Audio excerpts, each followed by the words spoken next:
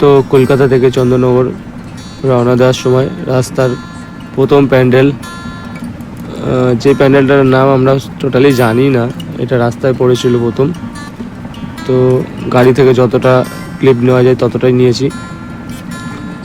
তো চন্দননগর মানেই একটা জগদ্ধাত্রী পুজোর আলাদা ক্রেজ আছে, যেমন প্যান্ডেল, ঠাকুর, নানান রকমের প্যান্ডেল। এটা সেকেন্ড প্যান্ডেল, এটাও খুব দারুণ হয়েছিল। আর বেসিক্যালি এখানে ঠাকুরগুলো তো পুরো মারাত্মক, দেখার মতন। যেমন ঠাকুর দেখতে সেমনি প্যান্ডেল। তো এটা ফার্স্ট দিন অতটা ভিড় ছিল না। এবার এই প্যান্ডেলটা সেকেন্ড প্যান্ডেল, এটাও ভালো ছিল মোটামুটি। ঠাকুরটা তো অনেক বড় ছিল, একদম বিশাল লম্বা একটা ঠাকুর ছিল।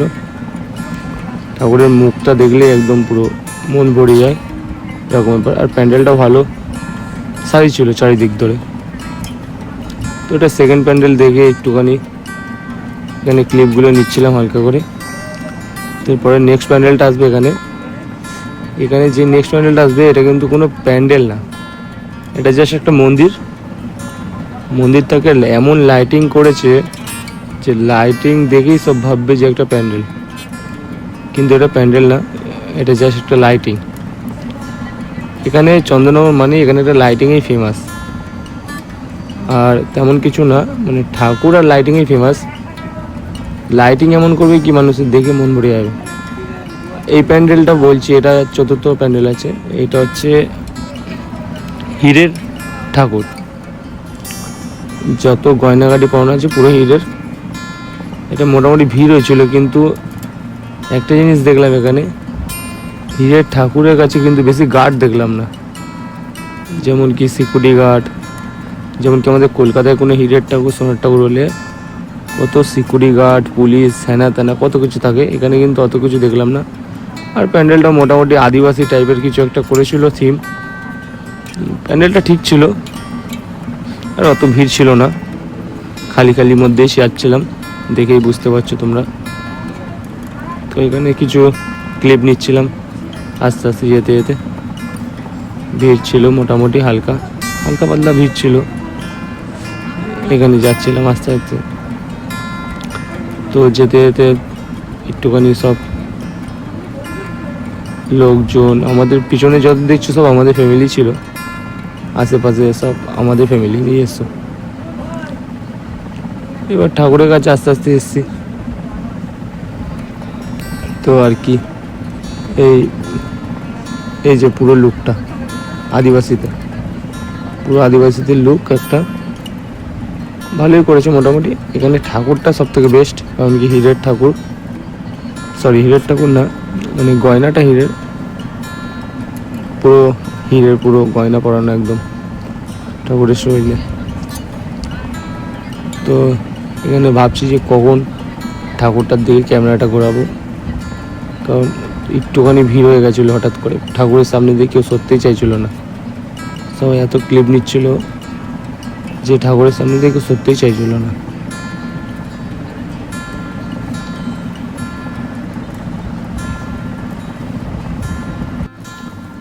এই যে যেমন কি দেখতে পাচ্ছ ঠাকুরটা পুরো হীরের, চারিদিক দিয়ে একদম পুরো হীরের গয়নাগাটি পরানো আছে। কিন্তু একটা জিনিস দেখো যে সিকিউরিটি গার্ড খুব একটা নেই, খুবই কম, বলতে গেলে 1-2 জন সিকিউরিটি গার্ড এত কম থাকায় এটা। তো যেমন কি এটা হচ্ছে দ্বিতীয় দিন, মানে পুজোর শেষ দিন, যেখানে জগদ্ধাত্রী পুজোর শোভাযাত্রা যেটাকে বলে, রোড দিয়ে যেটা যায়, যেটা আমাদের দুর্গাপুজোর কার্নিভাল বলে। তো এখানে মামা ছিল, আমি ছিলাম, মামাকে একটু বলছি লাইক করে দিও। তো আমি কিছু একটু বক্তৃতা দিয়ে দিচ্ছিলাম। এসব বক্তৃতা না শোনাই ভালো, যেমন কি দেখতে পাচ্ছ অনেক বক্তৃতা দিচ্ছিলাম আমি। তো এখন টোটোতে বসে যাচ্ছি সেই রোডে, যেই রোডের দিয়ে পুরো চন্দননগরের যত প্রতিমা আছে সব ওই রোড থেকে যায়। তো আগে গিয়ে দেখাচ্ছি, এখানে আমার বোন ছিল, ভাই ছিল, আর আগে একটা টোটো ছিল, ওই টোটোতে আমাদের পুরো ফ্যামিলি ছিল, যেমন কি মা, বাবা, আরও মাসি, অনেক ফ্যামিলি ছিল। এখানে মামাদের বলছিলাম হাই করে দিতে। তারপরে আস্তে আস্তে করে টোটো করে যাচ্ছিলাম। টোটোতেও বেশি ভাড়া না, এখানে পুজোর টাইমে 20 টাকা করে নিচ্ছিল, আসার সময় বেশি রাত হলে 30 টাকা করে। তো আমি একটু বলছিলাম লাইক করে দিও, বেশি করে কমেন্ট করে দিয়ে সব। তারপর দেখতে দেখতে সেই রাস্তায় চলে এলাম, যেই রোড দিয়ে জগদ্ধাত্রী পুজোর মেন ঠাকুর সব বিসর্জনের দিকে যায়, একদম রোডের দিকে।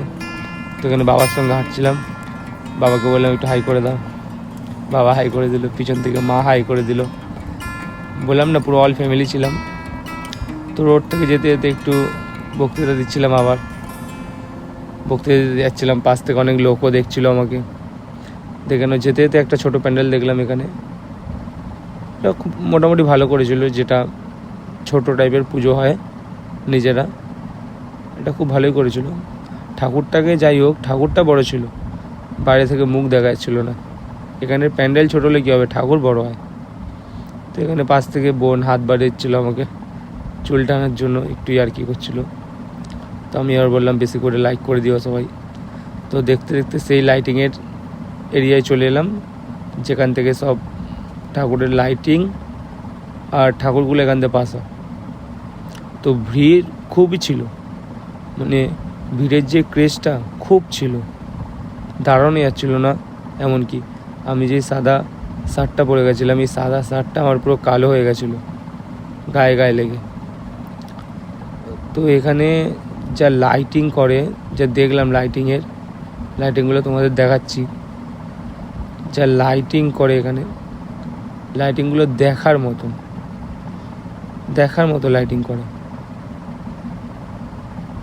দেখে নাও, এখানে একটা লাইটিং দাঁড়িয়ে ছিল, অনেকক্ষণ ধরে দাঁড়িয়ে ছিল, এখানে একটা লাইটিং।